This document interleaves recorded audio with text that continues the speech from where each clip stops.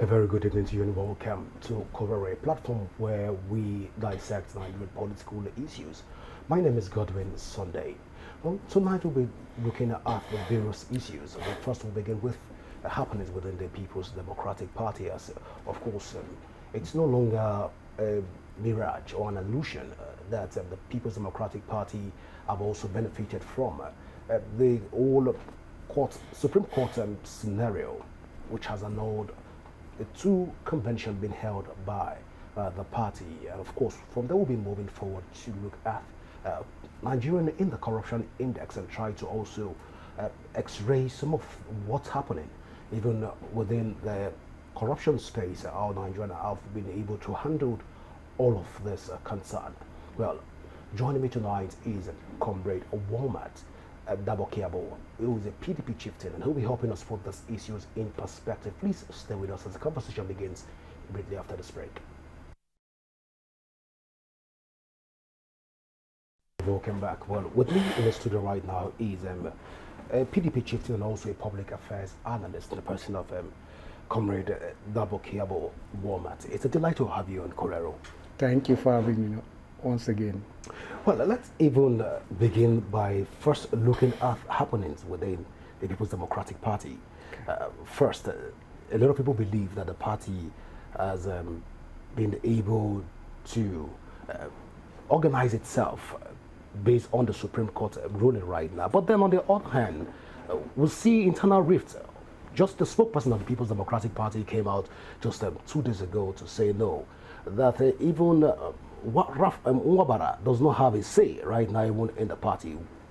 A lot of conversation, but help us understand where does your party stand right now when it has to do with its internal rift?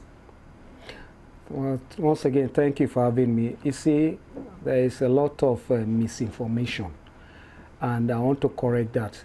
It is in your introduction, he said the Supreme Court judgment has led to the cancellation or nullification of both conventions. The Supreme Court expressly nullified the Ibadan Convention, but not the Abuja March 29th and 30th Convention, not at all. And the reason being is that it wasn't even mentioned in the case that was brought before their Lord Justices at the Supreme Court. So how would they have been nullified by the Supreme Court?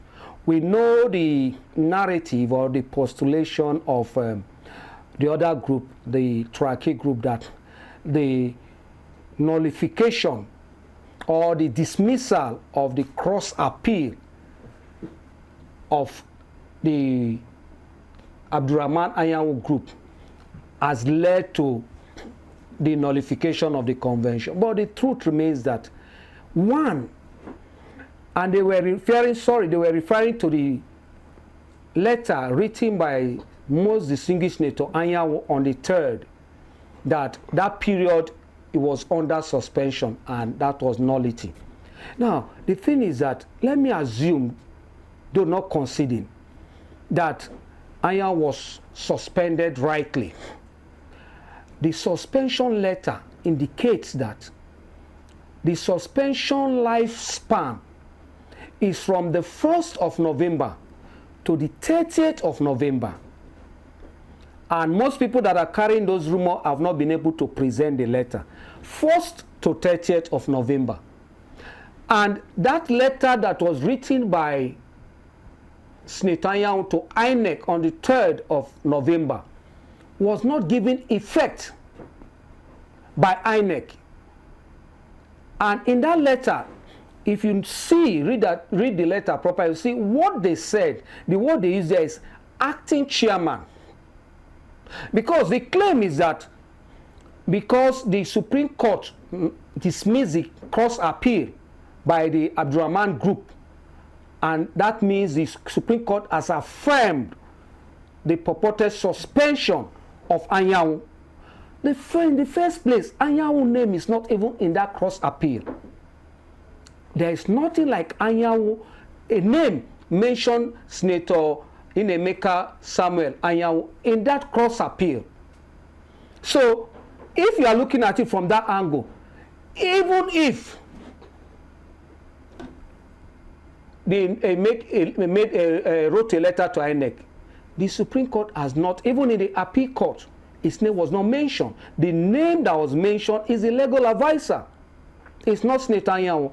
And on the 7th of December, that was when Senator Anyanwu wrote a letter, having been empowered by the NEC, the Abdurrahman NEC, to write a letter to INEC that their tenure has expired and they are setting up a caretaker committee.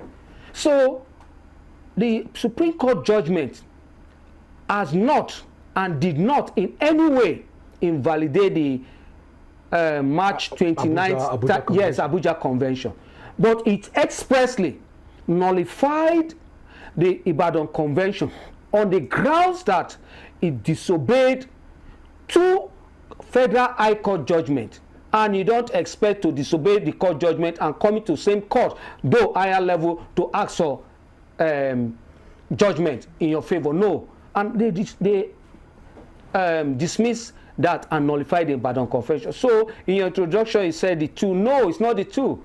It is only the Ibadan Convention. But when you say, when we mention the 2, looking at it critically, you're saying that Anyanwu was not, but the Supreme Court upheld Anyanwu's suspension. No, that is what I'm saying. Anyanwu, if your name is not on the list, how will you participate in an event? His name, Anyanwu name, is not on the cross appeal. Anyanwu name was not on the cross appeal. So how would the Supreme Court nullify a name that is not on its table? Well, let's take a short break right now. When we come back, we will even look more into all of these issues. Please stay with us. Are you welcome back? Now, we're still even looking at getting clarity on some of the issues. But again, you've said that Senator Anyawu's name is not mentioned in the Supreme Court. So let me allow you finish that thought then before we even dive into... His name is not even in the appeal court. It's not even there. What happened was that at the federal high court level, when His Excellency Sule Lamido took the party to court that they did not allow him to purchase form, in that case, the legal advisor appeared, and Nwachukwu, the Imo State PDP chairman, there are 2 different cases. Now, in one of them, which is the Sule Lamido's case, the name of the legal advisor was mentioned because there was scramble for who to represent the PDP. And in order to give, the learned Sikh grounds to be able to speak, they said that he presented, that is Chief Chris, presented the suspension letter that the legal advisor has been suspended, so he can represent the party. The Supreme Court, appeal court, look at it. In as much as it wasn't part of the brief or what was filed at the appeal court, but I think the appeal court did that because of the harmonization of the case. They took all of them together, so they brought in that when Chief Chris presented that matter, that the National Legal Advisor was on suspension, and that was how the Court of Appeal allowed Chief Chris to speak on behalf of the party. That at the time, purportedly, he was suspended on the 1st of November. So from that date, he was the one that is representing the party. So Anyawu's name did not appear in any of those processes up to the Supreme Court. But they had his name, mischievously, on the media, but the document before the court, his name was not there as one of those praying to be exempted from any form of expulsion or suspension. Interesting. Today is not the day for PDP. We will come back to PDP conversation. Today, we will be trying to look at right now the corruption index across, where Nigeria right now is still ranking around 142, even in the corruption index. And again, members of the People's Democratic Party have alleged that the ruling All Progressive Congress is not, it's itself not doing enough to pull Nigerian out of all of the strides. But then, let me get your take in all of this. what's your general thoughts about the corruption index right now in Nigeria? Yes, it is getting bad. It is disappointing. At least under the PDP rule, we're able to, launder the image of the country, which include the, anti-corruption index. That was one of the things that led to the establishment of EFCC and ICPC to make sure that we shut down the corruption index at the time. But as we speak today, you will see that most of the data and indices of any, both being the anti-corruption and even the poverty index, you see that the APC-led government is performing poorly and woefully. And looking at the corruption, as we speak today, you've heard of a lot of corruption issues that are not being tackled. And people are even angry with the EFCC. They are focusing on Yahoo boys and so on, going to harass people in the house. Meanwhile, the big thieves are in the government that are not giving account. The other day at the National Assembly, just to change NNPC from NNPC to NNPCL, they were talking about NNPC spent over 5 billion to change name, just name. Where is CSC that all of us go there to change names? So the corruption index is alarming and it's mind-blowing. And as we speak, this APC-led government, rather than discourage it, they are encouraging it. Well, looking at the reality on ground right now, a lot of APC members will disagree with you to say that. First, they definitely want to protect the interests of their party, but we are looking at what it was and the ability to be able to address some of this concern when it has to do with the corruption in the country. You don't think that this administration is doing better than the People's Democratic Party? Definitely not. Definitely not. Look at the coastal road, Ibadan to Lagos. Lagos to Calabar. The process, it wasn't transparent. What makes a nation this in a corruption interest to drop is the transparency in the process of contract award and everything that is being done within the circle of government. But as we speak today, you don't get that. You don't. The money that are being borrowed, you don't see, the use for it. You only hear it on papers, but on ground, we have borrowed so money for so project. Where is the level of the project? Give us milestone report. Nothing like that. The bidding process. What is the bidding process like? It's not transparent in most of the project. Look at, I just want to use this one because that's the most talked about one. The Lagos-Calabar coastal road. That humongous amount is not transparent. So when you look at it, you cannot say that this government is doing much as regard that. They are just window dressing the corruption issues as regards. So you think that the corruption perception index is actually correct? Yes. Or it's not media manipulated? No, it's not media manipulated. It's correct. Well, we've seen so far that a lot of corruption issues have been tackled even by this administration. Or you don't share in that? No. Which one? Well, by arresting Yahoo boys. That is what they will see. Going to boggle Yahoo boys' homes and go and boggle those people that are killing people. That money made for hospitals, they'll use it. They siphon the money. Go and boggle their houses. Don't let those ones sleep. Not Yahoo boys. From one Yahoo boy say you can't kidnap. What of those people? Yahoo boys, if you don't need what is it called, evidence to arrest Yahoo boys, why will you need evidence to arrest those people? Go and harass them the way you harass Yahoo boys. And because they are looking up to those people at the top. So they shouldn't be harassing those Yahoo boys. I'm not saying that what they are doing is good, but there are bigger thieves in this country that if the EFCC face them, Yahoo boys will not want to continue because they will see that the path they are going, they will end up with those upstairs. But when you see the celebrate corruption, you see those upstairs. See, for example, after the EFCC chairman came and said he will resign if he doesn't prosecute Yabelo, this, that. Today, where is he? Yabelo has picked form to go to Senate. He has picked form. So in other words, you're saying that the ranking right now for Nigeria is even wrong. 142. Yes. Out of 180. Under this APC government, they have failed. They have failed. That is the truth. Because there are a lot of issues. They are not, they'll tell you they are prosecuting it, oh, they are doing this, they want to investigate. Have you investigated the EFCC? Sorry, not EFCC, the Yahoo boys before you go to arrest them. You go in the night, covert operation, you go and pick them. The other day I was watching a clip, a lady was complaining how they came into the house, even without apology, as if we are under military regime.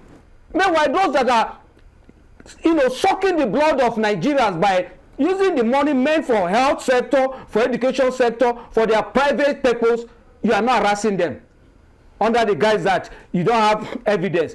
How did you get the evidence of the Yahoo boys? The same way you do look for them, go and look for those people. At that point to understand. And also, what is the transparency level in government for expenditure? These are the issues. These are the issues. You don't think that the international community is just trying to blacklist Nigeria in order for them to perhaps put Nigeria in the bad books? That this government is. If you are clean, nobody can make you dirty. Looking at the economic intelligence units, country ratings, and also the varieties of democracy projects and the PROS and International Country Risk Guide, what justice project or rule of law index so far? Now, these are some of the indices that were also considered. Now, when we look at all of this put together, you're saying that Nigerians have not been able to get all of this right. Very much. Like, look at what is happening within the justice system. Go to the street, you hear people saying that before they say the court is the last hope of the common man. Today it's not. It's the last hope of who pay more. That is what is being said. That is what people are alleging. That whoever that has the highest bidder gets judgment. And that is eroding confidence in the judiciary. They need to purge themselves. And they need not to allow, politicians to influence them. They are career people. And their career, they have one major this and there, and that is integrity. We are talking about people like Okuta. We are talking about people like Onoge. These are people that made record. Tomorrow, history of Nigeria will remember them. Our judges should begin to think that way, not give politicians the opportunity to mess them up. So if you look at it today, look at the judgment that are coming out, trickling out from our Federal High Court and Court of Appeal, more over the political related cases that deals with the opposition. You'll be amazed. You'll be amazed. So even how they are shrinking the political space using the judiciary alone will tell you that we are retrogressing.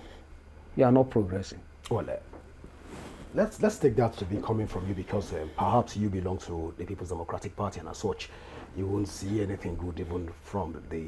I ought not to say anything good, but if they are doing something good enough, I will even find it difficult to oppose them, because Nigerians will see. But go everywhere, it's clear. Nigerians hunger. Look at the insecurity. Everywhere, every day. The other day, they killed somebody, his entire family in Adamawa State. Just yesterday, see what happened in Benue State. Every day, I know, in fact, our Nigerian flag ought to permanently be on half-mast. Permanently. To indicate the high level of insecurity. Meanwhile, one of the first things in our constitution is that the protection of life. And the lives of Nigeria means nothing. Look at our soldiers. After they went there to sacrifice their life, and you see, maybe in the course of the fight, they lose one or two soldiers, they'll just bring them and just bury them anyhow. Look at what happened. The United States president came to the airport and stood and gave salute to those people that went to fight in Iran. You will feel like dying for the US. But Nigerians die, you will even run. Because they don't even respect the dead after sacrificing your life. When I watched it, I wept. For Nigerian soldiers that are sacrificing their lives, the president ought to drop every assignment he has and go and honor them. He cannot sacrifice his life, and people are doing it, and they'll die. They'll just gather them. Meanwhile, the US president came to the airport, gave them their last respect. Is the Nigerian president going to say that he's more busy than the US president? So, so you don't think that this figure has been manipulated? I don't think so. But looking at, do a comparison with what the figures are even from Kenya, from Nigeria, from also Burkina Faso, right now they are topping, they are even lower in ranking than Nigeria. But then we can't deny the fact that we are the giant of Africa. And there are some level of comparison that is like orange and this thing. You cannot do it. We are the giant of Africa. Whether we portray that now under this APC failed government or not, we are the giant of Africa. So you will not go and compare us with countries like what did you call it? Kenya, Nigeria, Burkina Faso, Nigeria. When you are talking, you talk about South Africa, you talk about Ghana, yes, Kenya will manage. But those are the big four. We talk about the big four in Africa. Nigeria is leading the big four. They will compare ourselves to the big four. Fine, but not lower countries. So we shouldn't say that. We know the insecurity in this country is alarming. The APC government has failed woefully in insecurity, handling the insecurity crisis in this country. They have failed woefully. Go and see every day how people are being killed. What are they doing? Even the soldiers, we have never, even in the Civil War, we never lost soldiers. When I mean soldiers, generals, the way we did under this APC government. Under PDP regime, how many generals did he hear with the political Boko Haram they came with? PDP did not lose generals like that. But under APC, look at the generals. A general would die. We don't know how he was killed. How will a general leading a battalion? Nobody will be there with him. Leading a battalion and will just be killed and nothing. No honor for him and for crying out loud. Who will go and sacrifice his life? Nobody will do that. Because when you are alive, they don't appreciate you and they don't reward you properly. When you are dead, oh, you are forgotten. That honor. The president is the commander-in-chief. For every soldier that dies, the president ought to honor the soldier during the burial with his presence, not even sending the VP. Well, let's even look at this issue again holistically. Talking about Nigeria when it has to do as a republic, the 3 tiers of government so far, the states, the federal and the local government. But then when it has to do with corruption index, most times we try to peg all of this to the federal government, that it's the most corrupt. But then the subnationals, are they anything to go by with? No, you see, the national, everybody's interested in the national because we are operating a pseudo-federalism. We are not operating federalism. What we are operating is unitary system in disguise. And that's why everybody look at the center. That's why everybody criticize the center. That's why everybody talk about the center. And attention has been shifted away from the states and the local government. It's from the same thing. Some states, it's mind-blowing. We heard at a particular state that over $1 trillion, because of that, the immediate past governor decamped to the APC. Just like Adams Oshumle said, when he come to the APC, your sins are forgiven. He was being prosecuted by EFCC. He decamped with the person, his successor. And after that, over $1 trillion that said they claim he embezzled. The case, we are not hearing anything about it. So the subnational is as guilty and worse in corruption index, lack of transparency index, as the national, as the federal level. The only thing is that, just like I said, we pay attention to the national more and less to the state. Some states, you don't even see their budget. You cannot even see their budget. What is budgeted for? You can't even monitor it. So is that bad? That of the local government is salary paying and servicing of political leaders. That is what they do. That is what they do. So we have only 2 tiers of government. The other is an appendage. Right, so as it stands right now, what's the implication for Nigeria as it stands, especially what it has to do with investors' confidence? Can investors still come into Nigeria? Investors want to come into Nigeria, but one thing, we need to put our security in shape. We need to tackle. You see, I laugh when I see our president, they are traveling abroad to go and woo investors. Have you seen American president come here to woo investors? Put your house in order. What determines your foreign policy is your domestic policy.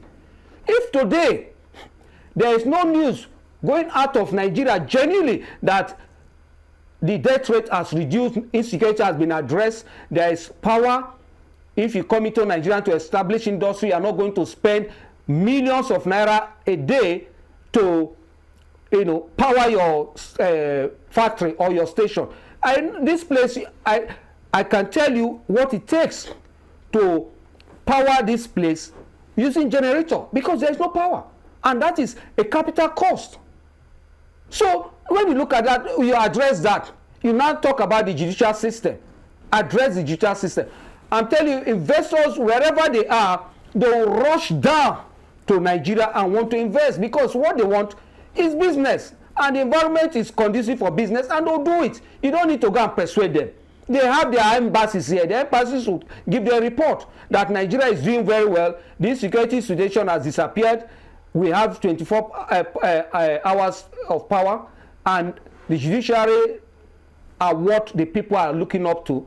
You see, investors will leave wherever they are and rush down here.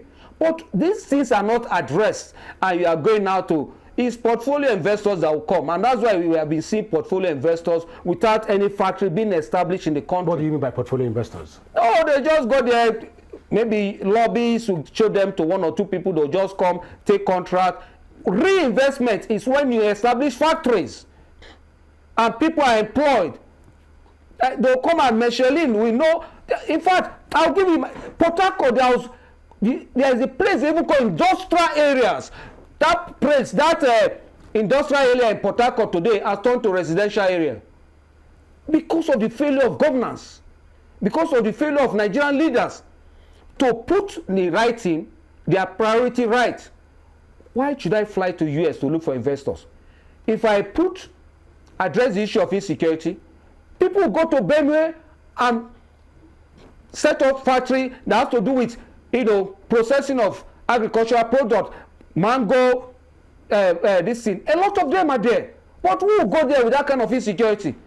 It's only a portfolio contractor, because he's not going to put any structure there.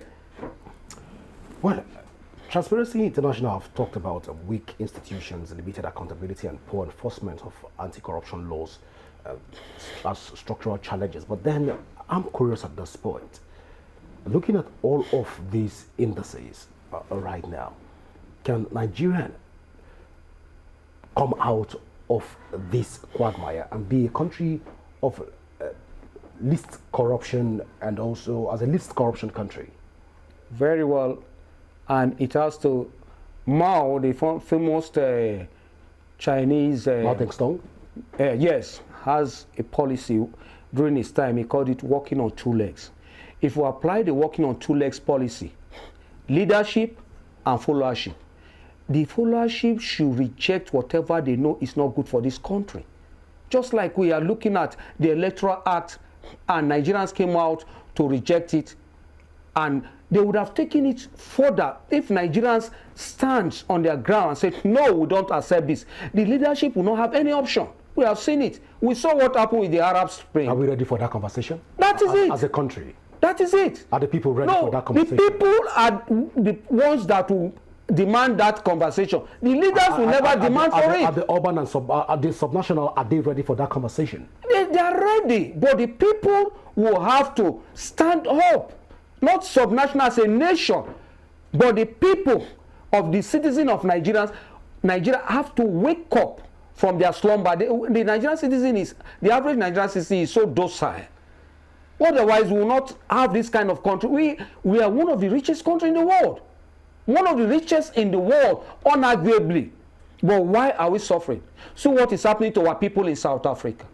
And was it today or yesterday? Adams Oshimule was saying that shut down DSTV, and one poor failure called himself senior president said business. Who's business? Come on, shut it down. In international politics, if he doesn't have knowledge of international politics, he should just keep quiet, saying that what you do, power is antidote to power. That is what we do in international politics. Shut down. DSTV, shut down MTN. Let's see if the president will not sneeze and ask his people to stop their madness. I will be killing innocent so because his child is not there, or his people, his family are not there, and they've not harassed them. That is what you do. You don't just sit there and say, no, good business. Nationalize it. Countries have done it. So why will you not say, no, they should continue to be killing our people and we should remain quiet in the name of business? Akpabio is one of the most irresponsible senior presidents I've seen for that statement. Well, we can't categorically say that. No, you are not saying. I'm saying that because of that statement. We can't say it's irresponsible. Let's just be. Is it sensitive? Okay, let me change it. It's the most insensitive senior president we've ever had. Of the words that we use, of course, is the principal officer in the country. No, see, they abuse the president of America. So abusing the senior president, is it not through our vote? Who is he? Well, we are telling him Nigerians are dying in South Africa. Nigerians' property, what millions are is he going to pay their lives or pay for their distance and his same business? He should get out from the Senate if he doesn't know what to do. Oshumle said it rightly. That shut down and shut down this thing. Let South Africans sneeze. We spend our ad money to send them in appetite, and they are insulting us, and they are saying that no business. Come on, you should leave that seat. It doesn't deserve it, and it doesn't want it. Adam Susume said the right thing. Is it not power is antidote to power? Give it back to them and see who will apologize. We didn't start it. Nigeria did not start it. South Africa started it. I will pay them back. If that is what they want to pay us back for, our support against the white minority, against appetite, and today they will come and beat Nigeria and you tell me business. What business? No, he's the most irresponsible Senate president without apology. He should step down. I want Akpabio to step down because he has said Nigerians. We can't sit there and tell Akpabio to step down. Of course, it has to be coming from his own constituency. Where you have to ask him. No, his colleagues should impeach him from Senate as the Senate president because he has said Nigeria. Let's even return back to the conversation on corruption index. So far, so good. Are we ready for this all of this revolution?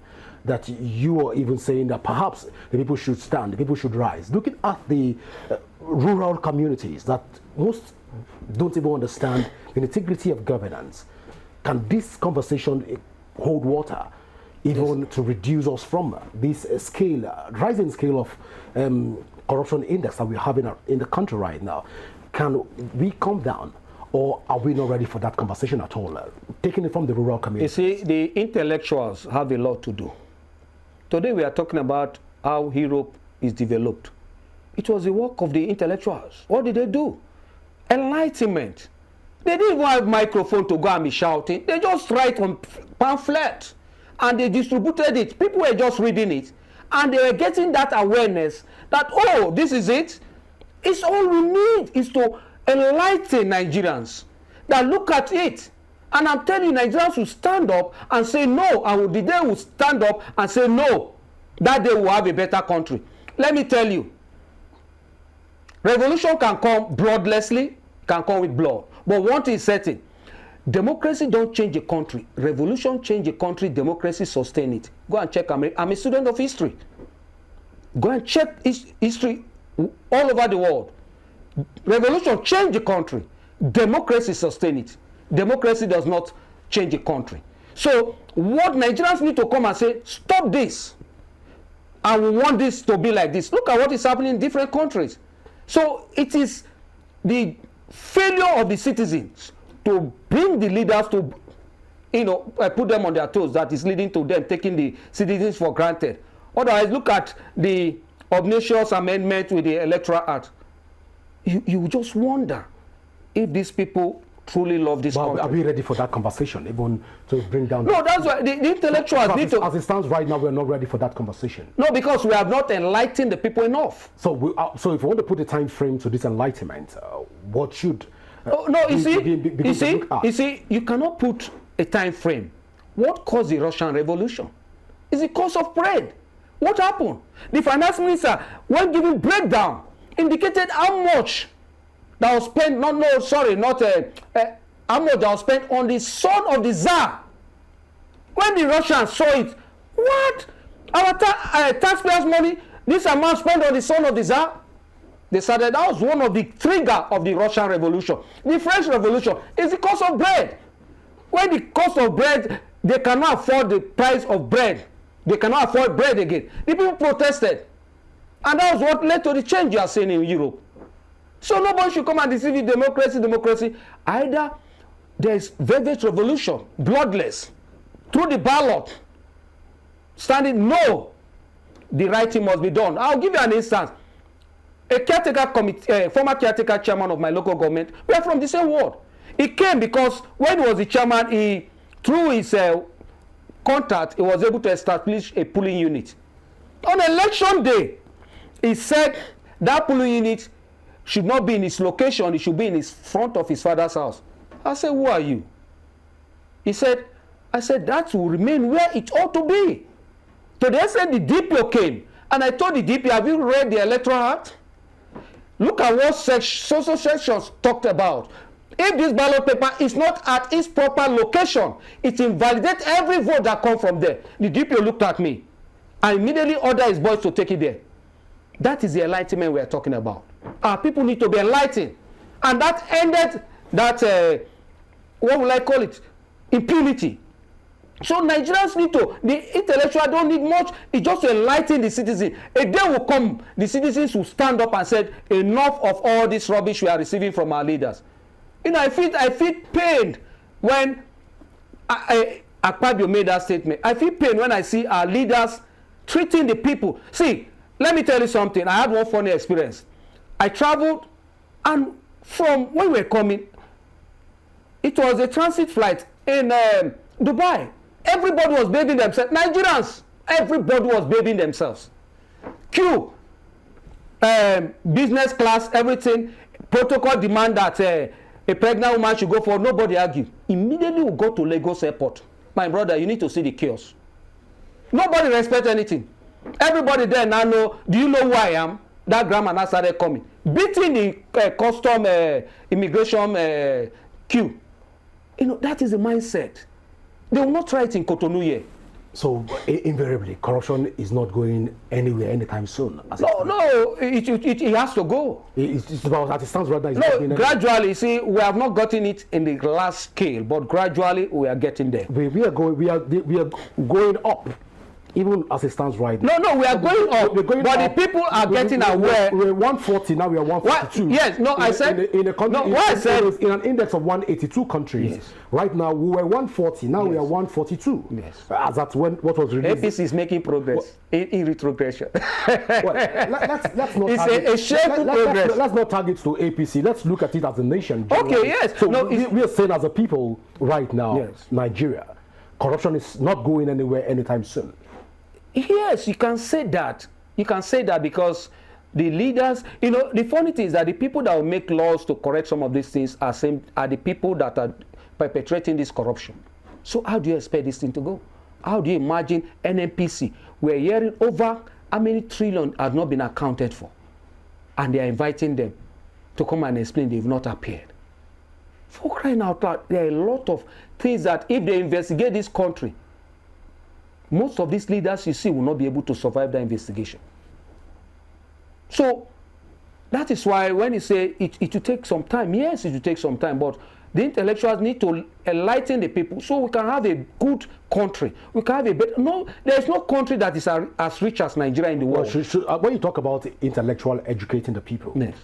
What do you mean by that? Should we create another form of EFCC, or should there be a college of addressing a social orientation college to address? We don't need it. About I have given you an example. Yeah.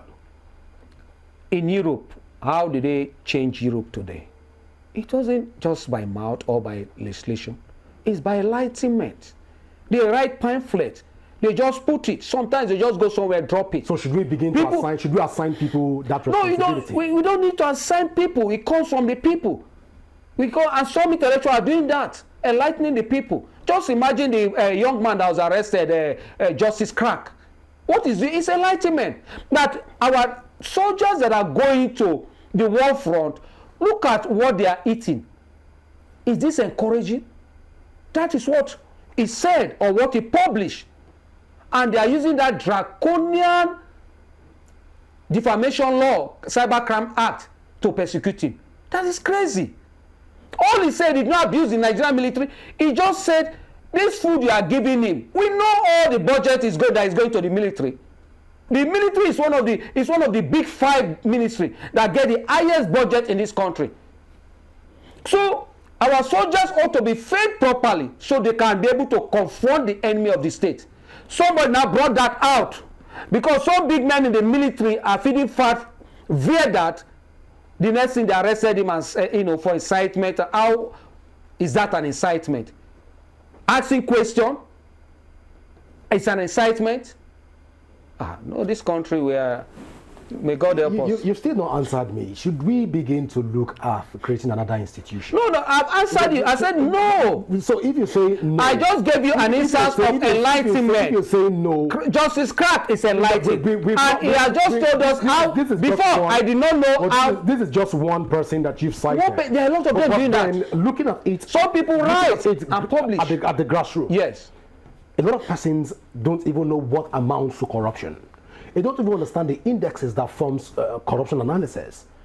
And as such, you're talking about enlightenment. For many, Ozzy Clark is just an advocate, speaking out for himself and perhaps his immediate community. Enlightenment. But then, how many Nigerians can call a spade when it has to do with the grassroots and they're not benefiting from this? Should we begin to pay certain organizations minimum wage, perhaps, in order for us to champion this cause to bring us down from no, we don't need to. They never paid anybody in Europe to do that. They just enlighten. But we are not people Europe. Come. No, we are not Europe. We are better than Europe. That might be the motivation. We are better than Europe. But that might be the motivation. We are more schooled. But that might just be the motivation that will perhaps champion. That is what we are doing. And that's why that Cybercrime Act is the worst thing that has been done to this country. It's the worst thing. And I believe President Jonathan will be regretting where he is. And those that convinced him to sign that Cybercrime Act, they are using it to silence the voice of those that are exposing the evil that are going on in this country, that would have changed this country. That Cybercrime Act ought to be abolished. It ought to be abolished totally, because that is what they used to persecute. Today, if you expose corruption, they'll use it. You have a defamed social person. It's bullying. That is the only instrument. I think the most draconian among them, I think section 24. So as it stands right now, Nigerian is going nowhere. I believe in Nigeria. There's no light at the end of the tunnel. There is light, because addressing the whole issue of anti-corruption. No, there is light. There will be light. We are upscaling when it has to do with. No, for now there is no light, but there will be light. So can we place a time frame to it? No, see, issue like this, you don't place time frame. You can surprise Nigeria will spring up in surprise and say no, we don't want this, and give the people leaders condition. If they don't accept it, they'll push them out. So you cannot give, and that is a mistake people are saying when you say revolution. Revolution don't happen like that. If you want to really cause revolution, it's enlightenment. You enlighten the people. Look at what should be, and look at what is happening, and look at what should not be. And the people on their own will one day come up. Look at what happened in this thing now. The countries took it for granted. The leaders took it for granted when he's in Senegal. So one of the the Maghreb country in Africa, burned himself. He was passing a message, and the youth got it, and they started the Arab Spring. And what happened? The country, they toppled the leadership. So the thing is that we need to enlighten Nigerians, not a revolution now, this, tomorrow. Well, you keep talking about enlightenment. Yes. You keep talking about, but you've not really told us about the modalities for this enlightenment. No, there is no modality. So see, let me tell you. As it stands right now, yes, you're saying. I'll give you an example. We will continue to see these numbers keep rising. Because we still have the wrong people. So there is no light at the end of the tunnel. No, there will be light. There will, but for now there is no light. For now there is no light, but there will be light. Well, it's on this what I want to say. Thank you so much, Comrade DABOKIABO, for finding time to be with us here on Koweru. Thank you for having me, as always. Well, it's always interesting. It's always interesting talking to you about national issue, of course, and also doing this with you. It's a delight once again. I want to say thank you so much. Well, viewer, this is how far we can go tonight on Koweru. Do not forget that you can leave your thoughts, you can leave your comments on our various social media handle currently showing on your screen. And you can also download the RapidTV app from your Android and iOS devices to keep track of our broadcast. My name is Godwin Sunday. Always remember that peace and unity are the pathways to progress. Do enjoy the rest of your night rest. Bye for now.